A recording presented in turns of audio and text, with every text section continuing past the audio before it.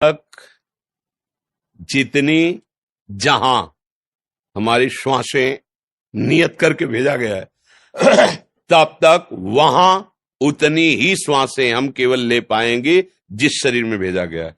जैसे मां के गर्भ में सिर्फ 4 महीने तुम्हें टिकना है, इसके बाद तुम्हारी आयु समाप्त, तुम नई योनि में जाओगे, उतना ही हो, 4 महीने के बाद तुम्हें जाना पड़ेगा।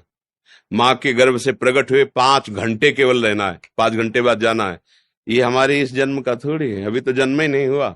ये पूर्व कर्मों के अनुसार शुभ और अशुभ कर्म से इस शरीर की रचना होती है। अब उस रचना में मनुष्य योनि का केवल इतना ही सौभाग्य दिया गया कि तुम मां के गर्भ में 9 महीना तो बहुत होता है, तुम 1 महीने केवल बुदबुदा और बेर रूप होगे, नष्ट हो जाओगे, या तुम 4 महीने लोथर मांस नष्ट हो जाओ, या तुम पैदा होगे आंख खुलते ही तुम मर जाओगे। विधान है, अगर विधान है तो 80 वर्ष जियोगे, 100 वर्ष जियोगे। इसका नाम मृत्यु लोक है। गर्भ से लेकर के और पूरा शरीर होने तक कभी भी जितना विधान है श्वासों का, तो ये तो अहोभाग्य मनाओ कि माता पिता के द्वारा ऐसा विधान बन करके हम भूतल पर अभी जीवित हैं, हमारी श्वासें हैं अभी पता नहीं कितने सेकंड के हैं, तो हम राम कृष्ण हरि उच्चारण कर ले, भगवान नाम जप कर ले तो मंगल हो जाएगा। जैसे लोग सोचते हैं कि बालक गर्भ में है, उसको अमुक रोग हो गया, उसने क्या पाप किया है? वो बालक नहीं है, उसको नया कपड़ा मिला है, वो बहुत पुराना है, वो पुरातन जीव है। अनंत जन्मों से नाना प्रकार के कर्मों को करते हुए वो अपनी पोटरी लिए घूम रहा है, शुभ और अशुभ की। उसी को विध्वंस करने के लिए मनुष्य देह मिली है। ये जो अवसर मिला है, तभी तो कहा दुर्लभो मानुषो देहो, दुर्लभ बात है। कितना बढ़िया संयोग बना था मां के गर्भ में, मनुष्य शरीर का हमारा निर्माण हो रहा था। हमारे कर्म इतने नीच थे कि हम मां के गर्भ से बाहर ही नहीं निकल पाए। खत्म, चल अब दूसरी मां को स्वीकार कर, कौन सी जीव योनि में भेजेंगे। इसीलिए कर्म का दंड अवश्य में भोक्तव्यम कृतम कर्म। अब हम लोग अज्ञानी हैं, सोचते हैं यार उस बच्चे ने क्या किया था जो अभी गर्भ में है, उस बच्चे ने क्या किया था जो अभी घुटने के बल चल रहा है, उसने कौन सा ऐसा बड़ा पाप किया। वो बच्चा नहीं है, वो अनंत जन्मों से शाश्वत ईश्वर का अंश है, उसने खूब मनमानी की है। किसी एक सूचना पे वो गृहस्थी से बाबा जी बने और जन्मभूमि से कुछ किलोमीटर जंगल पड़ता है, वहां कुटिया बनाई और एक लंगोटी पे रहते थे। किसी भगत ने उनको गाय दान की, गाय 10-20 हजार की जो भी हो, उन्होंने बेचा।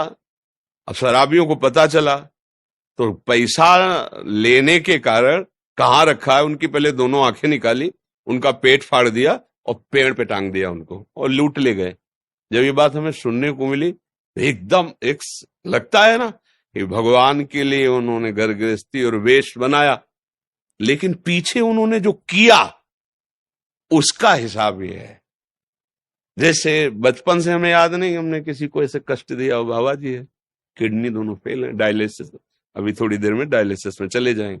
क्या भीष्म जी कह रहे हैं, मैंने प्रभु कई जन्म देखे कि हमने किसी को दंड नहीं दिया, 6 महीने से बाणों की सैया पे पड़ा हूं। भगवान ने कहा कितना देखा? बोले 100 जन्म। बोले और आगे बढ़ो यहां तो पूरा रजिस्टर भरा पड़ा है। तो ये जन्म जन्मांतरों का जो शुभ और अशुभ कर्म है, उससे कुछ निकाल करके इस देह की रचना होती है। शुभ अशुभ माने पाप और पुण्य दोनों मिलाकर। इसे केवल पाप तो यातना देह, केवल पुण्य तो देव देह, और पाप और पुण्य मिश्रित तो मानव देह। कितने समय तक ये है। इस ऑफिस में भेजा गया, सरकारी हुक्म हुआ ट्रांसफर, आज अभी बस्ता नहीं रख पाया, ट्रांसफर, भागना पड़ेगा। सरकारी आदमी हो, भगवान के अंश हो, चलो दूसरी सुकरयोन में चलो।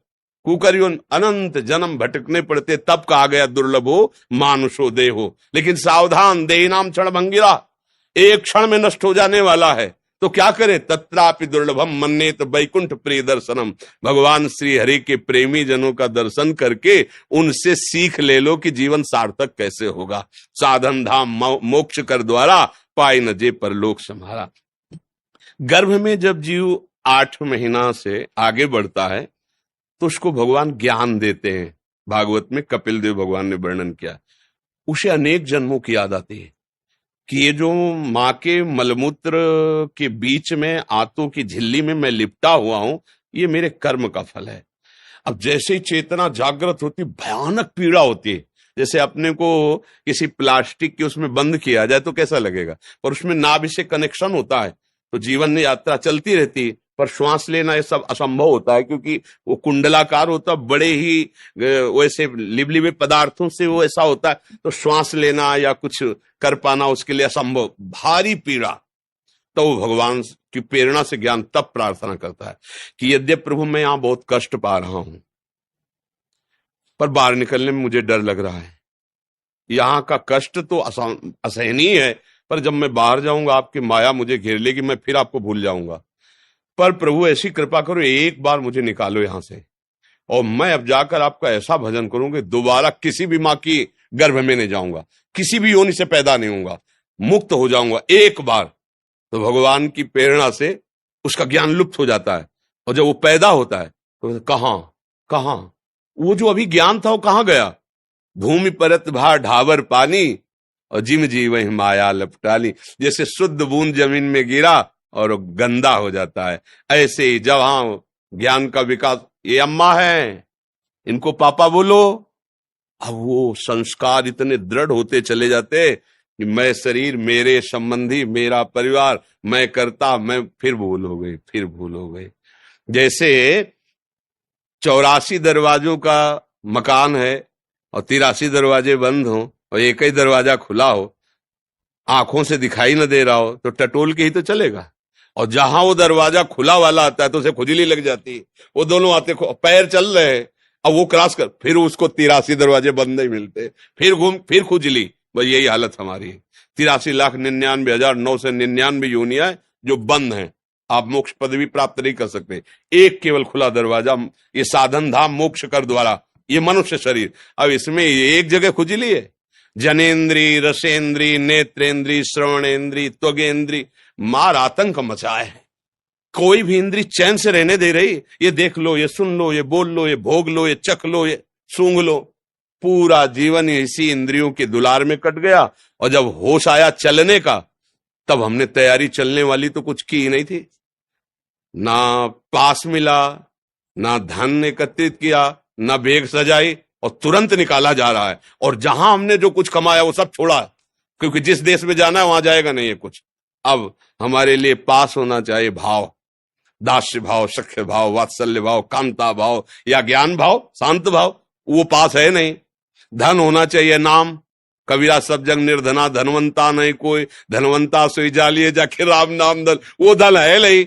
अच्छा, परिचय, पत्नी पुत्र परिवार, ये सब यही रहेंगे, जहां जा रहे हो परिचय गबड़ा जाता है, उसी गबड़ाहट में उसके प्राण निकलते हैं, फिर वो अन्य योनियों को प्राप्त होता है। तो भाई कर्म का अवश्य फल भोगना होता है, शरीरों के अनुसार से नहीं है, कर्म के अनुसार से है।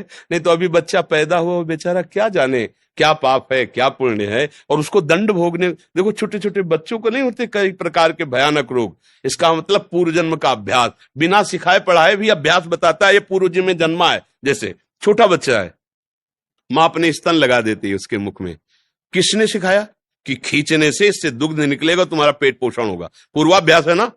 बच्चा वो सैया पे हो, आप ऐसे वो रोने लगेगा, ये किसने बताया कि ये तुम्हारे प्रतिकूल व्यवहार है, ऐसे वो किलकारियां मानने लगे, ये किसने बताया उसको अनुकूल। मतलब ये गुरु है पुराना, ये पुराना पुरातन भगवान का सब जानता है, केवल व्यवहार में इसने नया कपड़ा धारण किया है। और जैसे जैसे बड़ा होता जाता है फिर उसकी पूरी स्मृति नष्ट होती जाती है, नई स्मृति फिर बना। अब हम भगवद स्मृति डालने अपनी स्मृति में, तो हरि स्मृति सर्व विपद विमोक्षणम, यस्य स्मरण मात्रेण जन्म संसार बंधनात् विमुच्यते नमस्तस्मै विष्णुवे प्रभु विष्णुवे।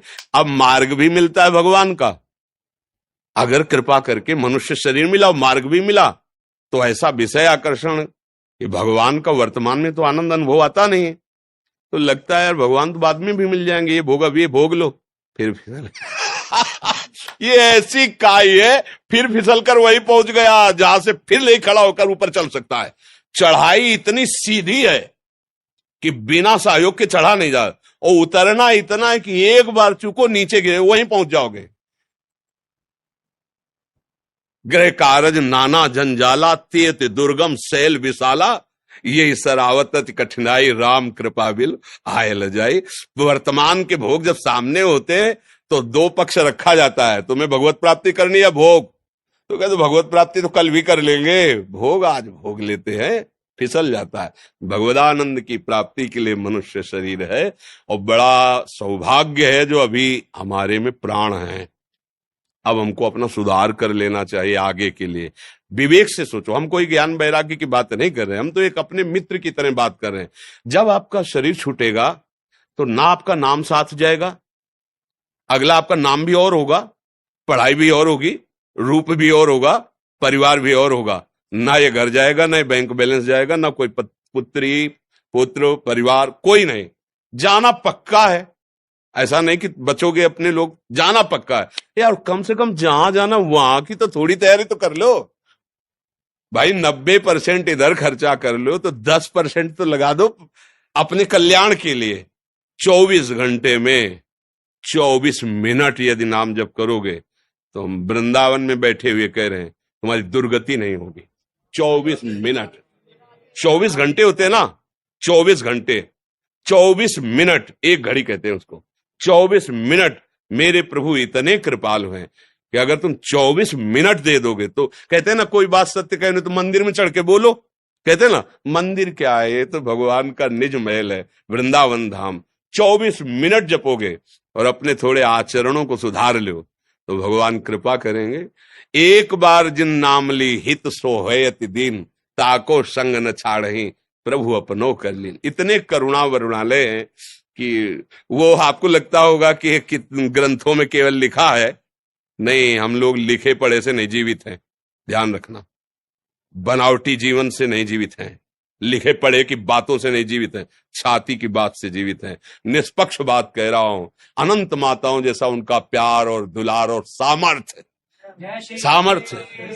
24 घंटे में 24 मिनट केवल तुम नियम बना लो कि 24 मिनट तो मैं अपने प्रभु को देता हूं। राम हरि कृष्ण राधा, जो नाम प्रिय लगे, जो श्रद्धा हो, जो गुरु जी ने दिया हो, आप जप के देख लो।